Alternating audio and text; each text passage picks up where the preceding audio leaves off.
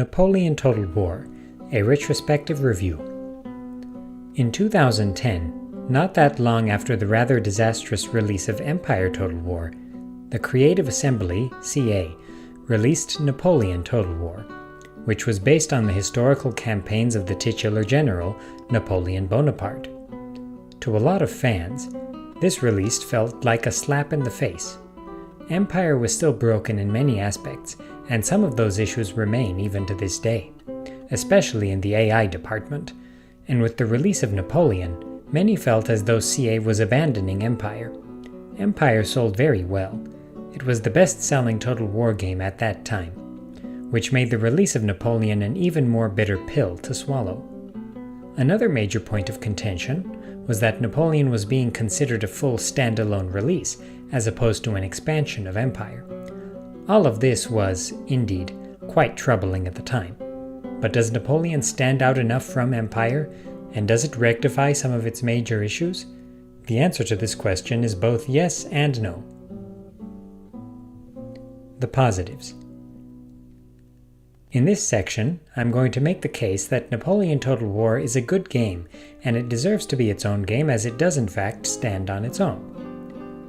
The first thing I want to mention here are the vastly improved graphics in Napoleon Total War. While Empire suffers from unoptimized, heavy, jagged, inconsistent, and even ugly graphics at times, Napoleon's overall graphic design is vastly improved in all these areas. The environments look so much better, so much sharper, and yet soft and easy on the eyes. Empire's environments, while they don't look outright bad, are noticeably inferior, and are even tiring at times to look at.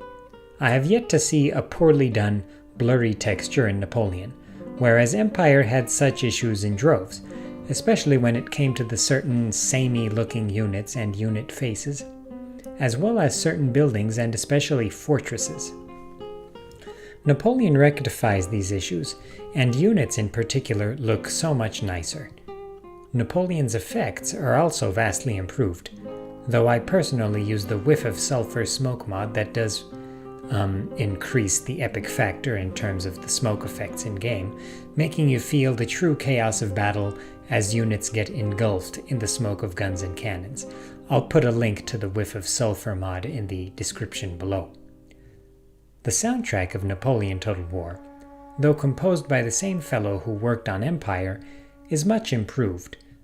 It has more energy in both the campaign map and battle map tracks. I also have to give kudos to the Egypt campaign soundtrack, which sounds great and is a major improvement over even the best tracks in Empire, which were the Middle Eastern and Indian battle tracks. The improved soundtrack also foreshadows the improvements that would be perfected in Shogun 2. I also want to mention the improvements to the campaign map. First of all, it looks so much better than the Empire Total War map. While I don't dislike the way Empire's map looks, Napoleon's is superior in every way that the battle environments are. They are just so much prettier to look at with no jagged edges. I also want to note their more focused nature. Since Napoleon has just a couple of small campaigns, plus the major European campaigns with or against the coalition, the map is much more focused and doesn't have the issues Empire did in regards to unfortunate province divisions, such as France and Spain only being one province each in Empire. The maps for the Italian and Egyptian campaigns are also well done. They look nice and are conducive to many fun open field battles. However, it must be noted that while other Total Wars have really placed a focus on region management and economy, that is not really the case with Napoleon, which is more laser-focused on the battles. Thus, the campaign map, the turn-based aspect of Total War, is not quite as strong as other Total Wars. This is, of course, okay. Not every Total War has to be the exact same. This focus stands in stark contrast to Empire. Empire tried to overwhelm with scale and diversity, but CA bit off more than they could chew, and the game did not execute many things well.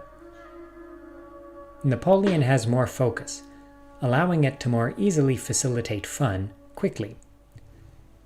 Napoleon's AI is by no means perfect. The campaign AI has its issues. It is undoubtedly less broken than Empire, and makes fewer ridiculous requests. Of course, this comes with the trade-off of the campaign AI being a bit too passive, especially considering the era. Battles are far better than Empire, especially vanilla, unmodded Empire. The AI can generally construct and hold battle lines and tries basic flanking. With mods, again, Napoleon's AI can be even more effective, which is more than can be said for Empire's AI, which is passable with the best of the AI mods. The major issue that plagues Napoleon, mostly vanilla Napoleon, is the tendency of generals to charge your battle line with their puny general's bodyguard unit. With battle AI mods like Bran's battle AI, I haven't seen this behavior as much. Regardless, the point is that Napoleon's AI is improved from Empire, which can only be seen as a positive. Many in the Total War community tried to argue that the AI and even the more polished Napoleon was proof that Total War AI could not handle gun-based warfare. But this is not convincing in my opinion. If Rome and Medieval II Total War's AI was not convincing that Total War AI could not handle melee and archer combat, then the deficiencies in Empire and Napoleon also don't prove anything. Later on, we'll see how the vastly improved AI in Shogun II, and especially Fall of the Samurai, show how good Total War AI can be as long as they make it a focus at Creative Assembly. The negatives. Napoleon suffers from a few issues that don't affect Empire, especially when it comes to the epic scale of the game. While Napoleon benefits from its improved focus, there are no doubt negative consequences as well. Empire Total War is the Total War game with the greatest sense of scale. It covers a vast geographic area, and even though it doesn't do all of these regions justice, some would argue it doesn't do any of them justice, it makes the game feel big. It also combats the samey feeling that one gets when utilizing a nation that only has lands in Europe. The European factions, despite all of CA's efforts to differentiate between them, all use similar units and require the use of similar tactics to win battles. At least in Empire, it was possible to fight more non-European factions with varying types of units, including bowmen, horse archers, and, in the case of India, even war elephants. While Napoleon does have the Egyptian campaign, where the main enemies utilize strong cavalry units, it is kind of a gimmick, since the square formation that's present at the very start of that campaign is very effective at taking them out quickly and efficiently. It's still very fun though. The Grand Campaign of Napoleon Total War is also very Europe-focused, which lends itself to that samey feeling from Europe in Empire Total War. The AI, while an upgrade from Empire, is not great by any means, especially when compared to the later entries. In Shogun II, the AI was aggressive, but also smart, utilizing cover and the terrain to its advantage.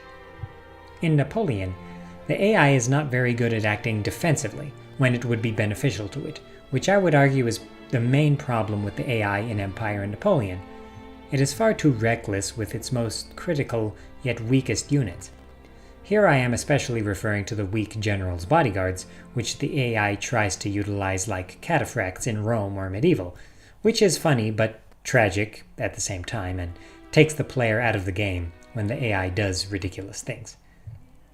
Various campaign AI mods try to rectify this, but they don't eliminate it, and they also don't excuse the programming by CA. CA should absolutely have made the AI of the general's bodyguard units top priority due to the prevalence and importance of this issue. Its legacy. Napoleon Total War brought back something that was lacking in Empire, a greater sense of atmosphere.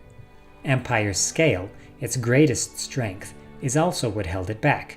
A lack of focus from CA made everything in Empire suffer. The AI, the graphics, the optimization, the sound design, etc. The focus of Napoleon on the wars of the titular general and emperor allowed CA to start getting back to its roots. In their next game, CA completed this cycle by making a sequel to the first ever Total War game, Shogun II Total War. In Shogun 2, CA fully realized what they attempted in Napoleon, a focused, atmospheric campaign with excellent realistic but stylized graphics, and fast, furious gameplay with an aggressive AI. Without Napoleon, perhaps Shogun 2 would not have been as much of a success as it was in terms of its gameplay and focus, and for that I am happy that they used Napoleon to learn from their mistakes in Empire Total War.